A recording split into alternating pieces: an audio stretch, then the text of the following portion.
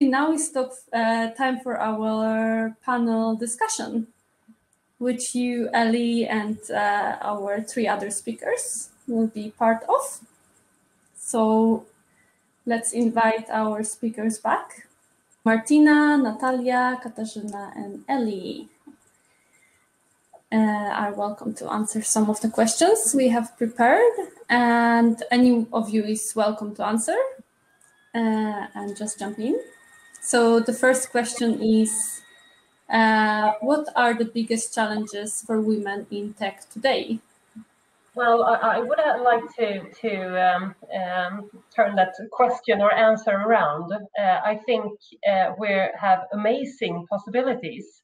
I think we have heard so many inspiring women today, and I think if you have the right competence and you're a woman, actually all recruiters are looking for you. So I think that our possibilities are like endless right now, because all companies are working with diversity. So we're right, totally right in time. That sounds really promising. Anyone else would like to share their thoughts? Yeah, I'd like to agree with that, actually. I think that there's so many great initiatives that are out there at the moment as well that are promoting, empowering, supporting women. So now is an amazing time to join the industry.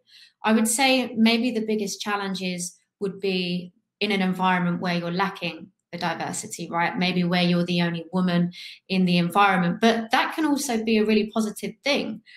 Just like Martina, obviously, with your experience and your boss lady plaque, I thought that was really cool. I would need to support it. I do believe it is a great time to join tech industry. There are many initiatives through.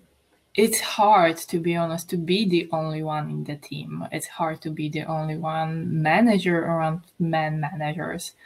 And sometimes be perceived with different qualities. Like maybe I'm very personal with people, maybe I'm too soft sometimes with people. But do I think this is my disadvantage? No, I think this is something I will make the strength out of me, and this is what my team likes about me, or the people I work with, they like it about me. So it's like, think, is it really something that is blocking you, or is it something only in your head that is stopping you to start working in the tech industry? And fight the imposter inside you. Definitely. I really agree with that. If I could just add as well, I think that there's this stigma still around what a career in technology could look like because of the stereotypes, and it is changing. We need to break that down. So it is just breaking the stereotypes and creating these relatable role models for the younger generation, sharing our stories as women working in technology and the great things you can do to help inspire and, again, break down those stereotypes. Great. I feel very hopeful. My next question was related to this, but so what has helped you to get to where you are, and what advice would you have for others who want to set off in a similar direction as you? I would say, like, do your best and surround yourself with good people who lifts you. Because it's like Katarina or Ellie said, that sometimes you might feel alone in your position, and maybe you don't find that best friend at work, but still you can find the people that inspire you and lift you up elsewhere. And I think that us women here, we can really like improve going forward. We have to help each other and make sure that we find the other competent women and that we help them together. Here we can really make an impact going forward.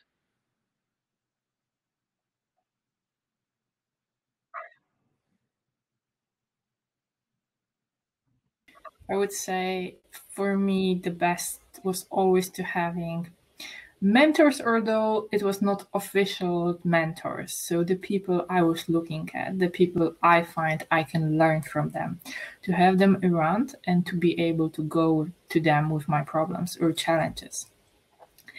And it doesn't need to be another woman. Also, men can support you. Like, there might be people you can see and you know, like, this is something I want to learn from you. This is something I admire that you are doing this way. Teach me how to do it, or give me feedback when I'm in similar situation. What should I do differently?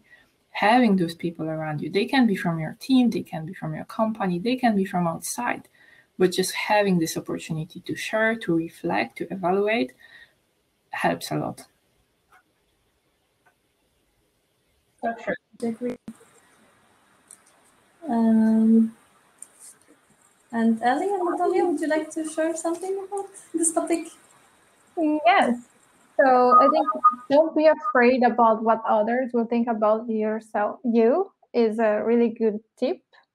So sometimes I spend a lot of time just thinking about what others will think about me, but you just you just need to trust yourself and trust in your journey, be resilient, and everything will be fine in the end. Yeah, I love that. I think be afraid, but do it anyway. We're always going to have that fear, that nerves. Even before I made that presentation, I was really nervous, but I did it anyway. And now I feel amazing. So you're always going to have that, I feel, in points of your career. And I would say as well, just get connected, network with people, surround yourself with a strong support systems, join these initiatives that you can, attend these virtual conferences, whenever it will be face-to-face again, face-to-face conferences, and just really be proactive. You are in charge of getting yourself to the destination you need to be. So you have to make things happen for you and make opportunities come your way. Yes, definitely. Like we are, like I think, Martina, you said that we should be our own role models. So we shouldn't be afraid to do things that might feel risky, because in the end you will be rewarded so much more than if you haven't done it. So I have one more question, and it is, what is the #1 way we can make a substantial difference, I guess, as women in tech or people working with diversity and inclusiveness? I would say to be resilient. So always continually keep doing all of the things you need to champion diversity and inclusion, and to not give up on that, because you may not see the wins happen overnight. You really have to keep going and never give up, and just be proactive in championing, amplifying the voices of women, non-binary, historically minoritized groups, and also try to help men become better allies. Yeah, I totally agree with that. And I also, it's important raising our voices and talking about our dissatisfactions in the marketing and dissatisfactions in our workplace is also important, because if you don't communicate what you feel is wrong in the place, anyone will know.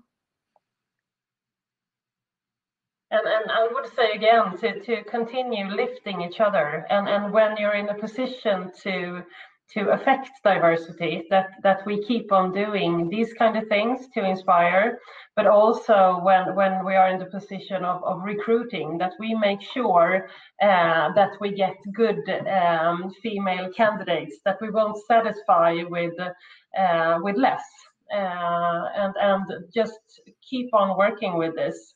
And the more we become on senior levels, the more impact we can make.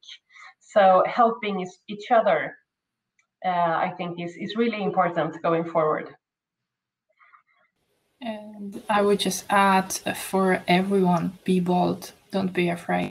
Like, as mentioned earlier, the magic starts just when you step out of your comfort zone. And many, many times it will be uncomfortable for you. Whenever it's asking for a new project, whenever it's asking for promotion, it's asking for something else, you will many times feel yourself uncomfortable, but do it anyway. Like, start with tiny, tiny steps. This will only help you to develop yourself, but also to change the perspective on the market. Katrina, I just have to add there, sorry, we should only say one thing, but I think this is so important, that actually starting asking for what you want. That has always taken me to the next step, like telling people, okay, I want to get a promotion, I want to change job, I'm looking for a challenge, to start telling your manager that I want more. Because if you don't tell what you want, it's impossible for people to know. So start asking, and don't be afraid to do so. Yeah, it's so true. Yes, the time is almost up. Does anyone wants to add the last comments or thoughts before we have our break? I would just, like to say the same thing as Ellie. Just please reach out. If we can help each other, if you feel like you have questions, or Natalia, I loved your story. We help each other, and LinkedIn inbox, everything is always open, and really use that. Awesome. Yeah, I double what Martina said there. Just reach out, get connected. Let's share stories. Let's help one another and work together to make a change, and just be supportive. Yeah, it's really important.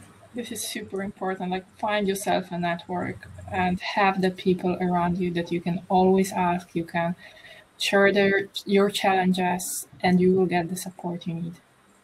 And ask. Start asking. Don't keep the things inside you. As Martina said, it is very, very important. Be curious.